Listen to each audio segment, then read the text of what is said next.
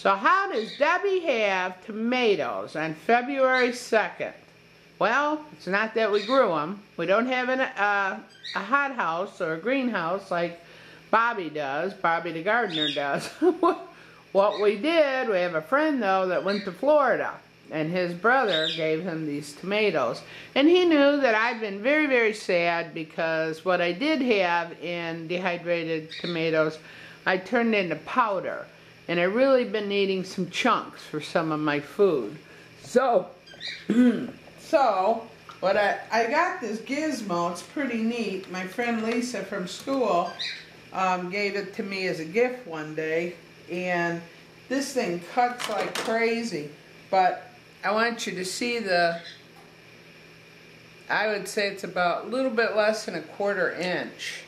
And I think when I first started dehydrating tomatoes, I made a big mistake. One thing I kept doing was cutting these tomatoes way too small.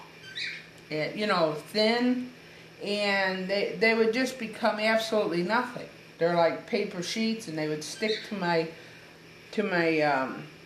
mats here, and just causing me all kinds of trouble, and I didn't like that. So it took me a while to get used to cutting my tomatoes.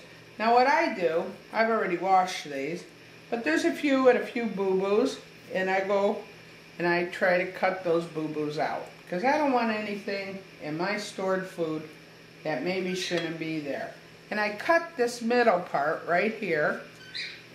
I cut the core, as they say, out. Then what I do is I put this little head on it, like that, and I can pick it up, and watch how cool this thing is. I don't know what it's called. It's just, my friend gave it to me. I think she found it at a garage sale. She knows I'm a lunatic when it comes to dehydrating food. Since I got my Excalibur, I think I'm just, you know, the cat's meow. And another thing, don't crowd these trays. You know, you don't want to do that. So I got about, I guess I got 3, 6, 9, 12, 13 slices on here. So I'm going to go ahead and put this on.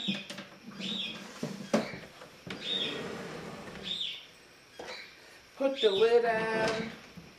And this set for vegetables will go to $1.25. So we'll do that again. We're gonna, nice thick slices. You don't want them too thin. I'll tell you, I did that just, I made the biggest mistake. One time it was so thin, I barely got it off of the, you know, once it dehydrated, I barely got them off these sheets. So you gotta be careful about that. And get all the boo-boos off that you can. Like I said, I core mine. Now I have actually had friends that tell me they don't even bother coring, but I do. Alright? And then this looks like a little hat. And then what I do, boy, that bird of mine is just going berserk, isn't he? It sits like that. I learned the hard way too. Don't put your hands in the way of these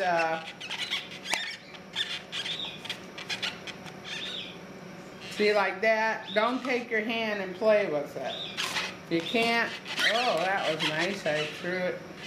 Well, I'm just going to go ahead and I'm going to dehydrate that.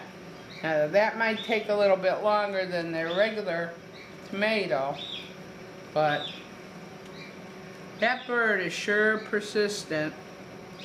I used to have a dog that was, I don't know, it was like she had a second sense or something. She could always tell when something was wrong.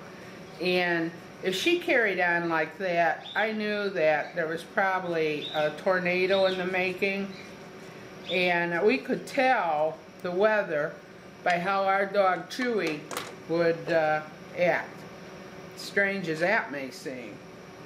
And don't forget, we're city people. We weren't taught to watch the animals. But on YouTube, I have learned from a lot of people that yes, you do watch the animals. The animals just have a second sense to things. Oh, these are going to be beautiful, and I'm going to be so happy because I was really out of tomatoes. That'll be the last time I ever do that. I dehydrated everything, and then I powdered it. I wanted to clarify something. I had told you earlier that I had dehydrated all my tomatoes. That wasn't a bad thing. Dehydrating my tomatoes wasn't bad. But what I did was, I didn't save any of them for, like, you know, pieces.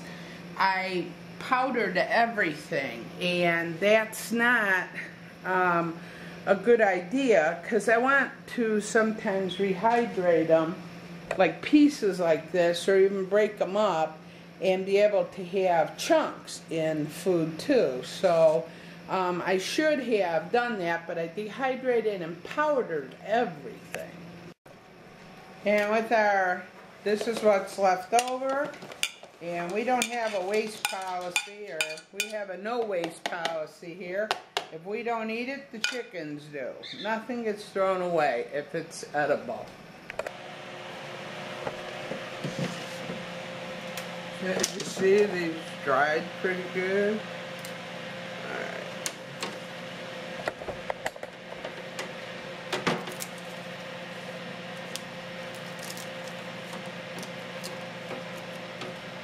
I'm going to turn them over just to be sure. They sound pretty dry to me, but I'm just going to be a little careful. Give it a few more minutes. There we go.